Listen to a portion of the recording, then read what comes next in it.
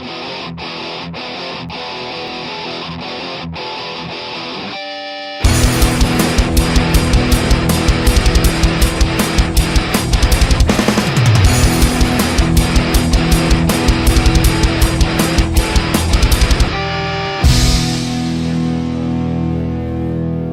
y'all, it's Heel Heat time. Hi everybody and welcome to Heel Heat. My name is George Coles and this is a Raw recap. Let's jump right into it, full guns blazing. First with the negatives of the night. Really there was one match I put in this category, and that's the 8-man tag with Los Matadors and the Lucha Dragons versus the Ascension and New Day. I just don't know. It's not working for me. The tag division, with having 5 tag teams in it, is very stale and boring. Other than New Day and Primetime Players, I have very little interest for the division, and these are the kind of matches, I guess you could say they've kind of given what used to be the Divas matches to the tag division now. This would be the thing that was common among the Divas, put all the Divas out there in one match. Now they're putting all the tag teams out in one match. I don't know, it just wasn't a good match. The Ascension and New Day team win. I just didn't like it, in my opinion. Coming from that, we're going to go into the worst part of the night. Now it'd be Zack Ryder versus Wade Barrett. We all know I'm a fan of Zack Ryder, and I'm a fan of what he's done and how he tried to make himself, even though the WWE didn't seem to care to want to. He's been buried to a point where he's become irrelevant. Unfortunate, but he has. Then we got a guy like Wade Barrett, King Barrett, whatever you want to call him,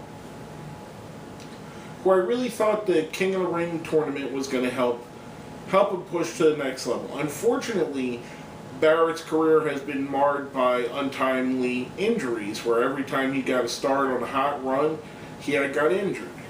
And it's almost like they're booking him because they're afraid that he's going to get injured. They know he's good, but they're booking him against guys where it's not going to improve his standings. Ryder, R-Truth, and this, I mean, it was just a match I didn't care about. A lot of times if I see a match I know who the winner is going to be, I don't care. And this was one of those. I knew Barrett was going to win. I knew Zack Ryder wasn't going to get much offense in. And lo and behold, it was exactly what happened. But, you know, I just think they could do better with both guys, in my opinion. Now, coming from that, we're going to jump right into our question of the week. Question of the week from last week was, what is your favorite brother tag team? Brother? And we're going to go into some answers from our friends, and then I'll get into mine. First is from my cousin John. The Bellas, totally the Bellas. No, really, the Hardy Boys have to be my favorites. Maybe the Steiner Brothers. Who can choose? They're both awesome. Next one is from my good friend Closure Damas. My favorite brother tag team is Harlem and Heat.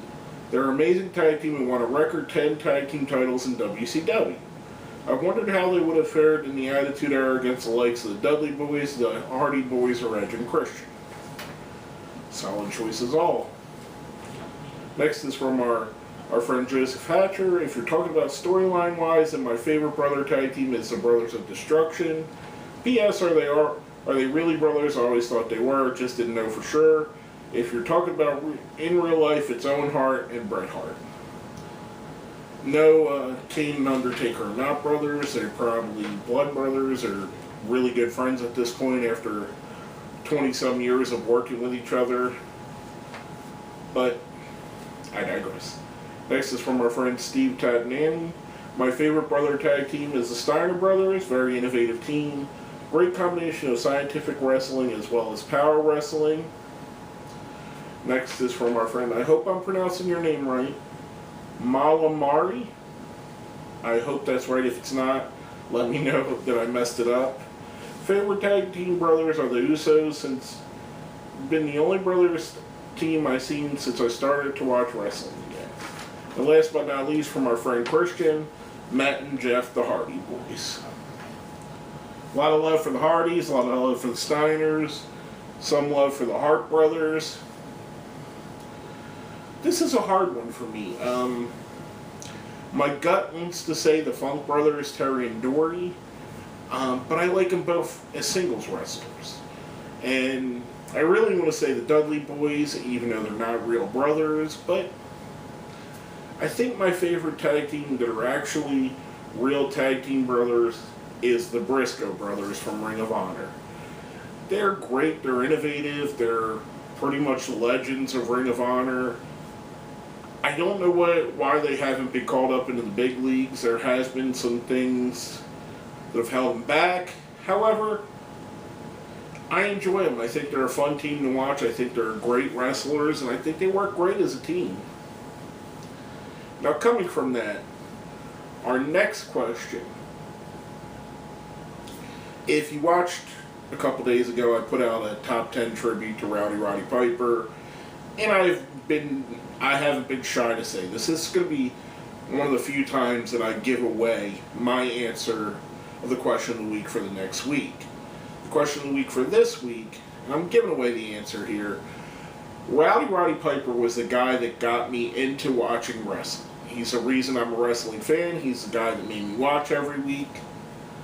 What I want to know is, who is that person for you? Who is the person that made you want to tune in and watch every week? Whether it be Stone Cold Steve Austin, The Rock, Kurt Angle, Sting, Dusty Rhodes, whoever it may be, whoever drew you in and kept you watching as a fan, and keeps you watching to this day, maybe. It doesn't have to be one of the legends. It could be somebody, hey, I know a lot of people that have favorite wrestlers that went nowhere near the top. A lot of my favorite guys didn't sniff the top of the card. Let me know what you think. Hit me up on our Facebook, hit us up on Twitter, put it down where? Down there in the comments. And remember, person that made you a fan of pro wrestling. Jumping from that, we're going to dive right into the positives of the night. Charlotte and Becky Lynch versus the Bella Twins. Charlotte and Becky pick up the win with Nikki tapping out to the figure 8, which is Charlotte's version of the figure 4. Just a good, fun match. The Divas division picking up, having lots of good matches lately. Lots of fun segments. Just a good thing. Next up, Miz TV with Kevin Owens and Cesaro. I thought this was a nice piece of work.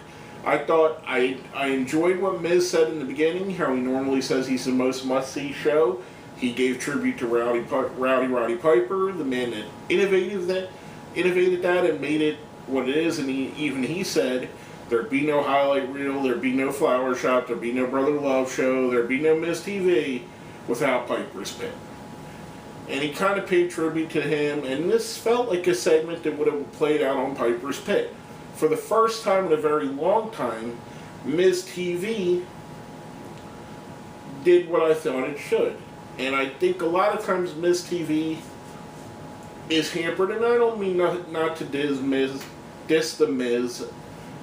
I think he's great at these interview segments. The thing is, I think sometimes he stays a little too on the script. Whereas the reason that Piper's Pit was so great was Piper didn't have a script. He just went out there and did what felt natural. When Miz is allowed to do what he feels natural, he's a great worker and a great heel. And this segment was pretty good all the way around, hyped up the feud between the two gentlemen, made Miz TV look like it's something you must see. Next up, Paul Heyman and Brock Lesnar. Paul doing all the talking, as he does every time he steps in the ring and grabs a microphone. Absolutely captivating, engaging, makes you believe everything he said and buy into every word that comes out of his mouth. The reason I think that Paul Heyman is so good at this is he weaves in little pieces of reality. He talks about The Undertaker going to the hospital. He talks about him not wrestling for a year. He talks about him getting a concussion the last time they wrestled. Everybody knows that that's the real aspect of it. That's not the storyline side. So it helps to, when he weaves that reality into it, it makes you feel like there's real legitimate heat there. And there may even be. But he does an excellent job of conveying that and making you, if you didn't already want to buy and watch the pay-per-view, buy and watch the pay-per-view. Last but not least, on the positives of the night, we seen it open the show, and we seen it play about halfway through, and that's the absolute fantastic tribute that WWE put out to Roddy Piper. Both times I teared up. Both times there was sweat running down my face, coming from my eyeballs. What can I say? The guy, again, he inspired me to be a wrestling fan. I still am hurt, and I still can't believe it. I shoot a show called Wednesday Wrestling Wrap Up, in case you don't watch it. It basically covers every show on Wednesday, TNA, Ring of Honor, Lucha Underground, all of them. And last week I had plans. Usually I shoot on Thursday. Thursday I had a personal thing I had to attend to, which a friend had a baby shower I went to that had me out till late at night, and I had plans on shooting on Friday. Unfortunately, I didn't shoot the show because I found out about Roddy Piper, and I couldn't bring myself to compose myself even to sit down in front of a camera for 20 minutes. It struck me really hard, and this is one of the hardest ones, probably the hardest since at least Chris Benoit, and maybe even the hardest since Owen Hart. I mean, this was my first idol. This was one of my heroes when I was a little kid. And they did him right. They did him justice. They got the essence of what Roddy Piper is and how he touched everybody watching. Coming from that, we're going to go to the promo of the night. Normally, the Paul Heyman promo would have got that every match. I mean, pretty much every promo he gets on here. On this night, this is my show. I dedicate the promo of the night to Roddy Piper, and just the amazing ability he had to be one of the best promo men there's ever been in the business. I can't say enough about how much he has influenced my life as a wrestling fan, and I wish I could do more. I wish there was a bigger avenue for me to sing the praises of Roddy Piper, other than the top 10 list I did, and giving this tribute to him and give him the promo of the night. I just wish I could say more or do more. That's how I feel. I feel this isn't even enough of a tribute to him. But as a tribute to you, Piper, rest in peace, Hot Rod. You got the promo of the night. Hands down. Last but not least, the match of the night, the first match of the night, the first ever WWF Championship Open Challenge, to be answered by a man under 200 pounds and under 6 feet tall, answered by Neville. Neville and Seth Rollins put on a fantastic match. Seth Rollins picks up the win. Neville misses the second red arrow after some lucky positioning, I guess you would say, for Rollins. Rollins hits the pedigree, picks up the win. Just a fantastic match and a fantastic show opener. I thoroughly enjoyed it. I thought it was fun. I thought it was engaging. I thought it was a good way to get both guys over. Now, coming from that, we're going to go to our ratings, and we have a 1 to 5 scale here. 1 being the worst, 5 being the best. 1 is a Los Matadors, 2 is a Heath Slater, 3 is a R-Truth, 4 is a Randy Orton, and 5 is a Brock Lesnar. I'm giving this show a 3, an R-Truth. Kind of middle of the road. Maybe it's because I wasn't emotionally invested. Maybe the Piper stuff took me a little bit out of my game watching it. There was some really fantastic stuff on the show. The Heyman promo, Rollins and Neville, the Piper tribute itself, the women, the 2 different women matches were great. I don't know, just maybe it was my mindset going in, but I didn't feel like it was a great show. And maybe it was the mindset of all the wrestlers. Maybe they were all affected as well. But basically, I think thought it was a very middle-of-the-road show. I think it's a 3, give it an R-Truth.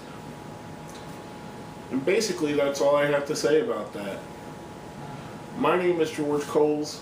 This has been another episode of Heel Heat. Rest in peace, Roddy Piper.